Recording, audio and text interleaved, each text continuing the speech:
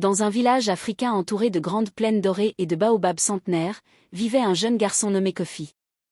Le village était simple, mais vivant. Les enfants couraient pieds nus dans la poussière chaude. Les femmes transportaient de l'eau sur leur tête avec élégance. Les hommes travaillaient la terre sous un soleil généreux. Chaque matin, le vent traversait les arbres comme un murmure ancien.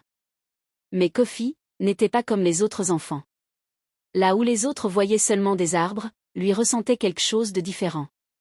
Une présence. Une énergie. Comme si la nature parlait, mais dans une langue oubliée. Son endroit préféré était un immense baobab à l'extérieur du village. Cet arbre était ancien. Très ancien.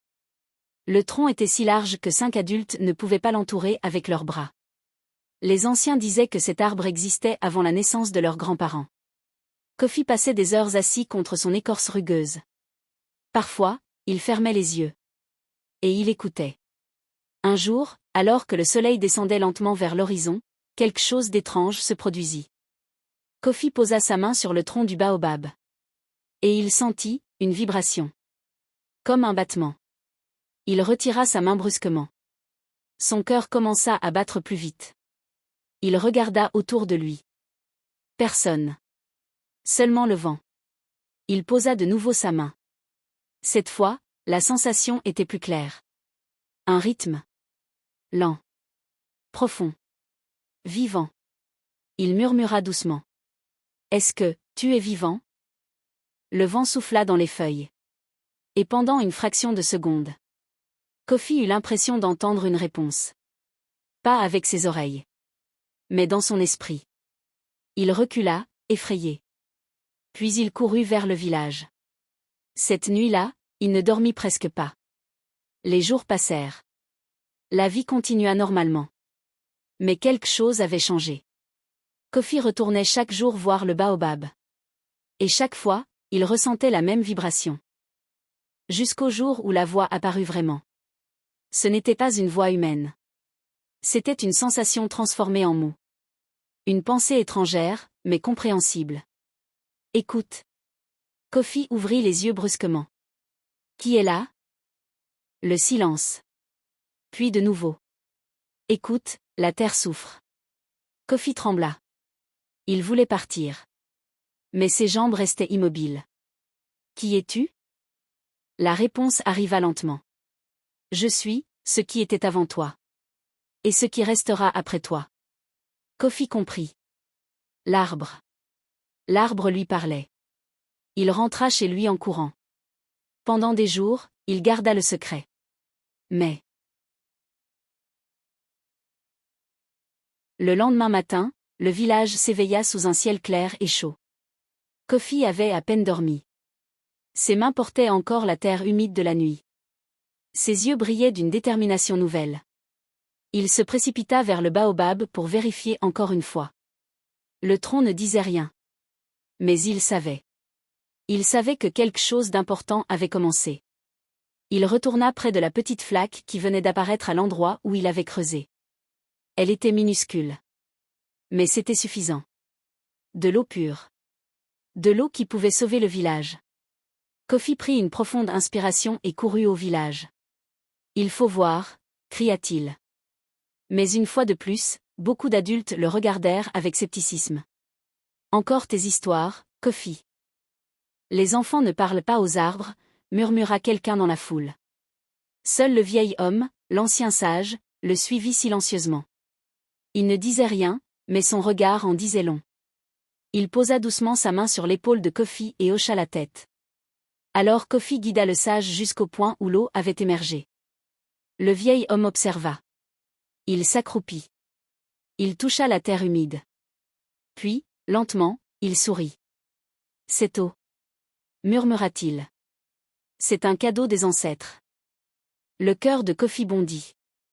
Pour la première fois, quelqu'un croyait à ce qu'il avait vu et entendu. Mais il restait encore un obstacle.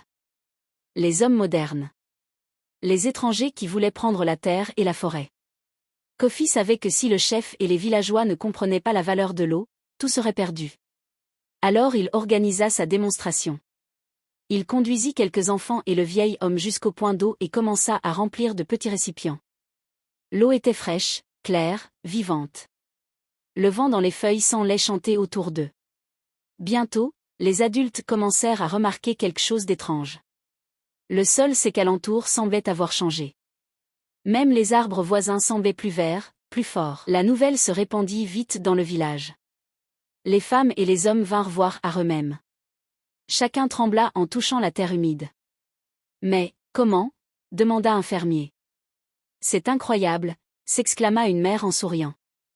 Le chef du village, un homme sage mais parfois hésitant, s'approcha lentement. Il observa Kofi. Puis il observa le vieil homme. Enfin, il observa l'eau. Cette eau, dit-il d'une voix grave, pourrait sauver le village. Le vent souffla dans les arbres comme pour confirmer ces mots. Mais les étrangers n'étaient pas loin. Ils avaient remarqué le mouvement du village et commençaient à s'inquiéter. Le lendemain, ils revinrent avec des documents, des contrats, et des sourires calculés.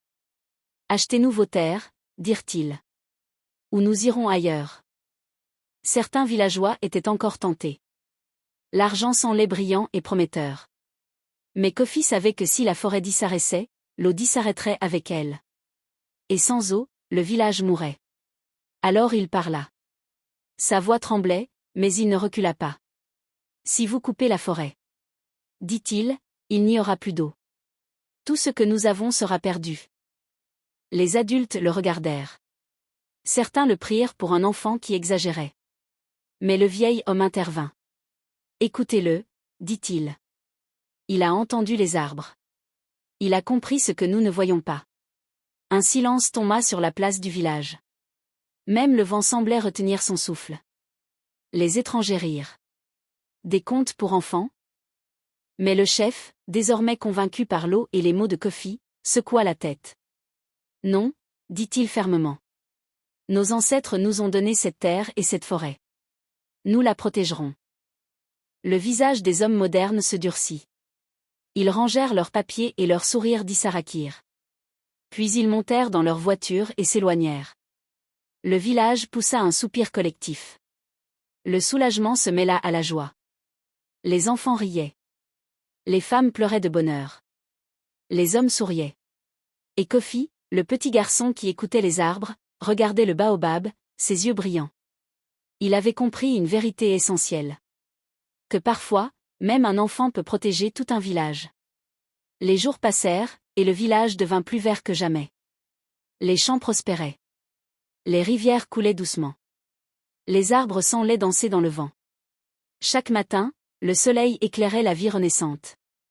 Kofi grandit, mais il n'oublia jamais le baobab. Il devint un jeune homme respecté, connu pour sa sagesse et son courage. Les villageois le regardaient avec admiration et fierté. Et le vieil homme, qu'il avait toujours cru, souriait. Puis, un jour, un énorme orage éclata.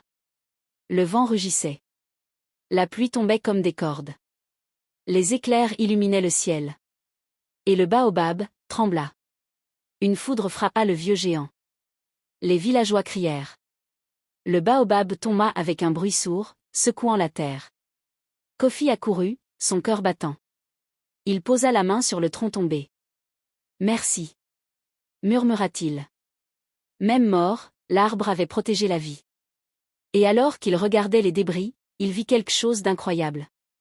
Un petit jeune arbre poussait à côté. La vie continuait.